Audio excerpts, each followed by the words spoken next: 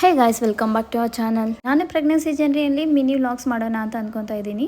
ಇದು pregnancy journey day 1 ಆಗಿರುತ್ತೆ. Night ನಿದ್ದೆ ಬಂದಿರಲ್ಲ ಕಾಲು ನೋವಿಗೆ, ಸೊ ಹೆಡೇಕ್ ಇರುತ್ತೆ ಬೆಳಗ್ಗೆ ಎದ್ದಿದ ತಕ್ಷಣ. ಈ ಥ್ರೂ ಔಟ್ ಪ್ರೆಗ್ನೆನ್ಸಿಯಲ್ಲಿ ನಾವು ಯಾವಾಗ ಆಕ್ಟಿವ್ ಆಗಿರ್ತೀವಿ, ಯಾವಾಗ ಡಲ್ ಆಗಿರ್ತೀವಿ, ಯಾವಾಗ ಡಿಸಪಾಯಿಂಟ್ ಆಗಿರ್ತೀವಿ, ಯಾವಾಗ ಆಕ್ಟಿವ್ ಆಗಿರ್ತೀವಿ ಅಂತಾನೆ ಹೇಳೋದಿಕ್ಕಾಗೋದಿಲ್ಲ. ಮತ್ತೆ ಲಂಚ್ ಬಂದ್ಬಿಟ್ಟು ಅನ್ನ ಸಾಂಬಾರ್, ಒಂದು ಪಲ್ಯ, ಕುಕುಂಬರ್ ಆಗಿರುತ್ತೆ ಅವತ್ತು. ಮತ್ತೆ ಈವ್ನಿಂಗ್ ಡೋರ್ ತೆಗೆದು ಆಚೆ ಬರೋಷ್ಟರಲ್ಲಿ ಮಳೆ ಬರೋ ಥರ ಇತ್ತು. ಸೊ ವೆದರ್ ಅಂತೂ ತುಂಬ ಚೆನ್ನಾಗಿತ್ತು, ತಣ್ಣಗಿರೋ ಗಾಳಿ ಬೀಸ್ತಾ ಇತ್ತು.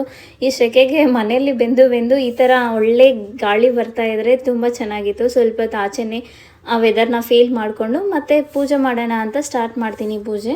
ಈ ಮಿನಿ ವ್ಲಾಗ್ಸಲ್ಲಿ ನನ್ನ first pregnancy experience and present pregnancy experience share ಮಾಡ್ಕೊತೀನಿ.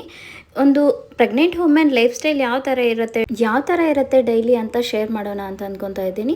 ಇದು ಫಸ್ಟ್ ಟೈಮ್ ಪ್ರೆಗ್ನೆಂಟ್ ಆಗೋರಿಗೆಲ್ಲ ಒಂದು ಸ್ವಲ್ಪ ಯೂಸ್ಫುಲ್ ಆಗುತ್ತೆ. ಸೊ ಅವರಿಗೆ ಸ್ವಲ್ಪ ಕನ್ಫ್ಯೂಷನ್ಸ್ ತುಂಬ ಇರುತ್ತೆ. ಈವನ್ ನಾನು ಮೆಡಿಕಲ್ ಫೀಲ್ಡಲ್ಲಿ ಇದ್ರೂ ನನಗೆ ಫಸ್ಟ್ ಟೈಮ್ ಪ್ರೆಗ್ನೆಂಟ್ ಆಗಿದ್ದಾಗ ತುಂಬ ಕನ್ಫ್ಯೂಷನ್ಸ್ ಇತ್ತು.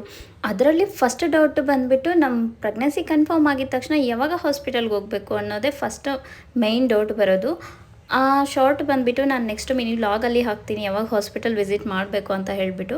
ಪೂಜೆ ಎಲ್ಲ ಮುಗಿಸೋ ಸರಿ ಮಳೆ ಬಿದ್ದು ಸ್ಟಾಪ್ ಕೂಡ ಆಗೋಗಿತ್ತು. ಸೊ ನಾವು ಕಾಫಿಯಿಂದ ಎಂಡ್ ಮಾಡ್ತಿದ್ದೀವಿ ಈ ವ್ಲಾಗ್ನ.